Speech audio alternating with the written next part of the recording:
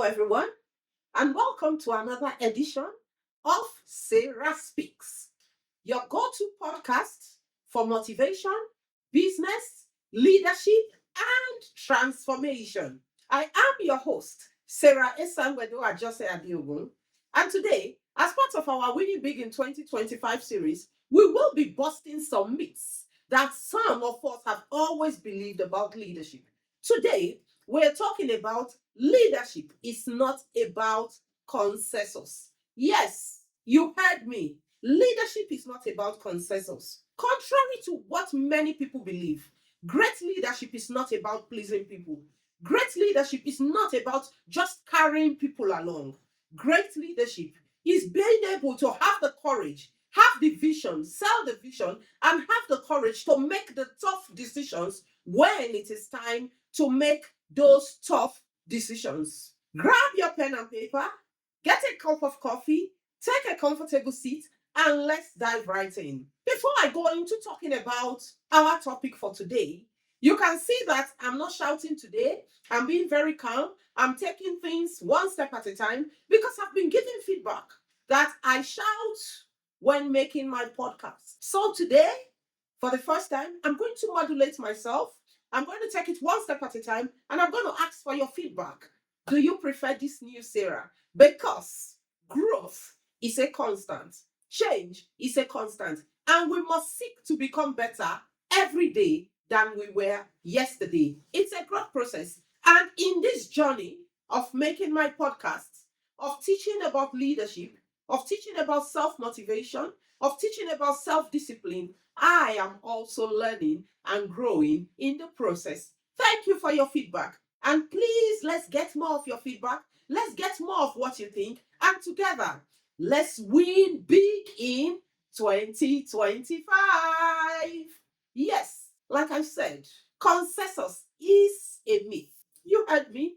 Let's unpack this. A lot of people believe leadership is about peacemaking, leadership is about building consensus.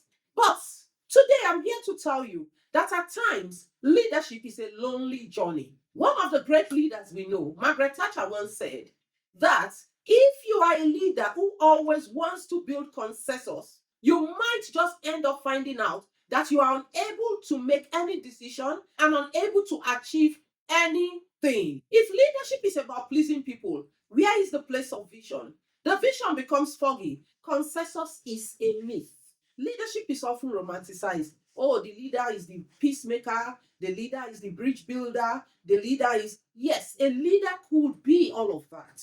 But when it comes to leadership, when it is time to make the decision, especially the hard decisions, everybody looks to the leader. And where the leader is unable to stand and take a tough decision to ensure that the vision is not compromised, that person fails at being a leader. Think about this. If leadership is about pleasing everyone, decisions become diluted.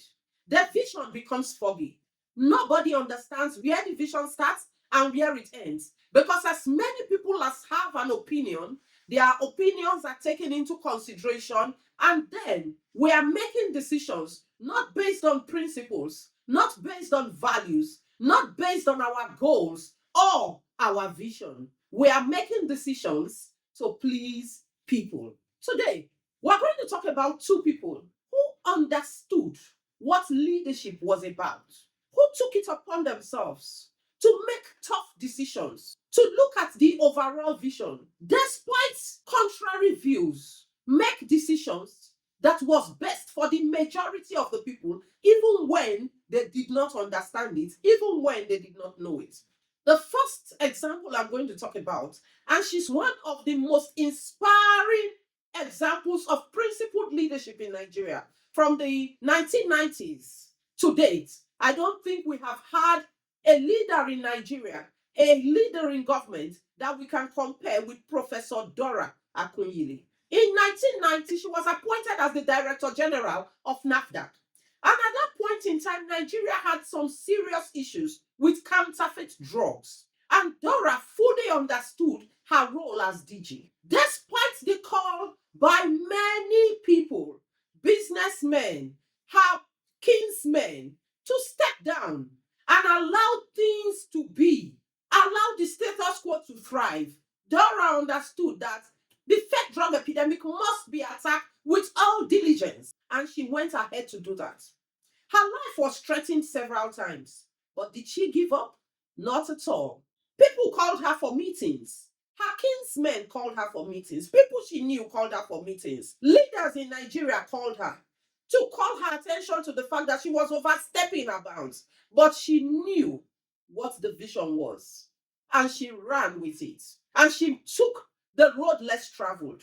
And today we talk about her as a vision of authentic leadership, as a vision of principled leadership, as a vision of public service leadership that Nigerians must aspire to again today if we will break the bone of corruption that has us bound. Because of her courage, countless lives were saved. NAFDAC was put on the map as an agency that we all must be proud of. She was a woman and a leader that we all are in awe of and we respect until today, because she had the courage to make the tough decisions that were required of her as a leader. Dora Akunyili once said that she had the responsibility to save the lives of Nigerians, and she wasn't going to let politics and fear stop her.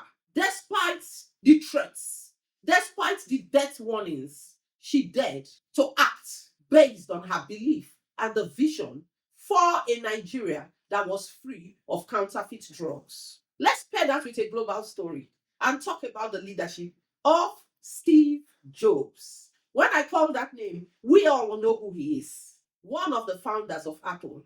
Jobs is known for his strong opinions and controversial decisions. But we all know that Apple is a world leader today because of the leadership of Steve Jobs. Did he carry everyone along? I don't think so. But did he lead Apple to become a world leader? Yes, he did. And we can categorically say that. He's not to have said, some people give customers what they want, but that's not my approach. Our job is to figure out what the customer wants even before they know that they want it. So his job was futuristic. Even before we knew that we needed the graphical user interface in computers, he saw it as the way to go. And despite the opposition, today the world is using Windows, we are using graphical user interfaces. That is what visionary leadership is all about. And that is where Steve Jobs and Bill Gates show the power of visionary leadership. And according to John Maxwell, he said that a leader is one who knows the way, goes the way, and shows the way. He did not say that as a leader you needed to ask for directions. Yes, as a leader, maybe at times there are people who know. You need to find out from them what they know to enable you make richer decisions. But the job of a leader is to show the way. The job of a leader is to make the difficult decisions. The job of a leader is to ensure that everyone following him knows the destination and they know the sacrifices that is required to be made to ensure that we all safely arrive at our destination. A leader that is only willing to please, a people pleaser, will never be a successful leader, because at times majority is not always right. Here's the truth: leadership requires the courage to be misunderstood. When I took on the role of the chairman of Pengasan Shell branch, that was one of the first things that I realized. As a leader, you needed to know the way, otherwise, you could easily be derailed. So, when people in my branch executive council began to push and agitate for me to make decisions that I really did not believe to be the way that we should go as a branch of Pengasan, despite the power and influence they wielded in Pengasan, I stood my ground against popular opinion. I stood my ground against threats, against bullying, and to the glory of God, like they say, the rest is history. I am still the first and only woman that has held the post of the branch chairman for the Shell branch of Pengasan. Until today, people still talk about the role I played in union politics because I dared to be different. I dared to see another way. We don't always have to do things the same way others before us have done it. If there is a better way to do it as a leader, you must have the courage to ensure that that better way is adopted, no matter who stands against it. Explain yourself, let them know the facts, and move with decision. That way, you will be able to achieve your aim. You will be able to make an impact. You will be able to win as a leader. One of the biggest things in life is resistance to change. So people will resist you as long as you are trying to change what they are familiar with and what they believe is the way things have always been done around here. As a leader, you need to look out for early adopters of change. You need to look out for early wins so that people begin to see the value that you are bringing and they begin to see that the wins and understand that there's value in the road you are taking and in the course you are facing. You explain what you are doing and what you are trying to achieve, but you do not let the naysayers stop you. Authenticity in leadership is key for success. If you are listening today and you are struggling with the fact that you want to please people and you can see the impact it is having on your career, on your business, on your leadership journey, please at this minute, pause, take a break, take a deep breath, and let's recalibrate. Ask yourself, what is the vision? What are we really trying to achieve here? Is the road I'm taking currently, trying to please everybody, going to get me to our goal and destination? If the answer is no, you know what to do. Yes, you need to turn around, start again, and this time start with courage. Ask yourself, in this situation where I find myself, what is the right decision to make? Don't allow pressure make you take the wrong decision. Understand the variables at play. Understand the table you are playing on.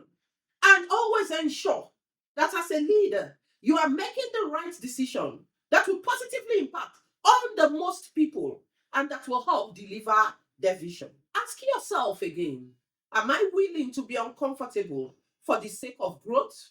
Am I willing to be uncomfortable to ensure that we win as an organization, to ensure that we win as a family? Because nobody ever won in their comfort zone. Growth, success is a painful journey, and those who must succeed must embrace the challenges that come with it. At times, we need to understand that leadership is a lonely road.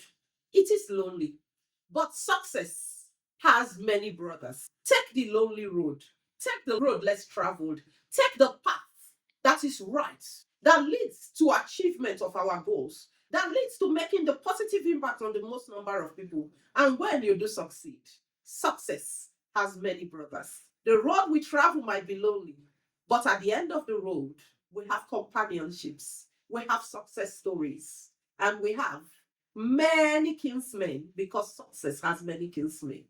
Leadership, we must understand, is a skill, and every skill can be learned. It takes time, it takes purpose, it takes discipline, but leadership is a skill and it can be learned. And one of the books I will recommend today to help us in this our leadership journey so that we can learn and become the best version of the leaders that we can ever be is John Maxwell's book, The Five Levels of Leadership. It helps us in this journey because it gives us a platform to understand the leadership journey, the influence that leadership has, and how to make principled decisions. Leadership is a journey. And as we embark on that journey, we must understand that courage is the backbone of leadership. Any leader who must succeed must be bold to make the right decisions, must be bold to take the road less traveled, must be bold to stand for what is right, stand for what is good, disciplined and principled. Yes, those are values that every good leader must hold dear if they will succeed in the journey of leadership. The art of leadership is the ability to say no. We have too many people saying yes to things they have no business saying yes to. And that is why we are where we are today in Nigeria. Leadership is not about pleasing everyone, but leadership is about doing what is right, even when it is hard, even when it is difficult. You do the right thing. Leadership is not asking people to do what you say, while behind the scenes, you are doing all the things that you are saying they shouldn't do. We've had those kind of leaders. No, those are not authentic leaders. Those are not good leaders. I know many people clap and shout, and we have a lot of psychophancy in this space. It is about us winning together in this journey, winning together in 2025. None of us must be left behind. It is intentional leadership, it is disciplined leadership, it is principled leadership that will enable us achieve our goals. And until next time, keep leading, keep winning, and together, let's win big in 2025. Have a lovely day and see you in our next episode. Thank you.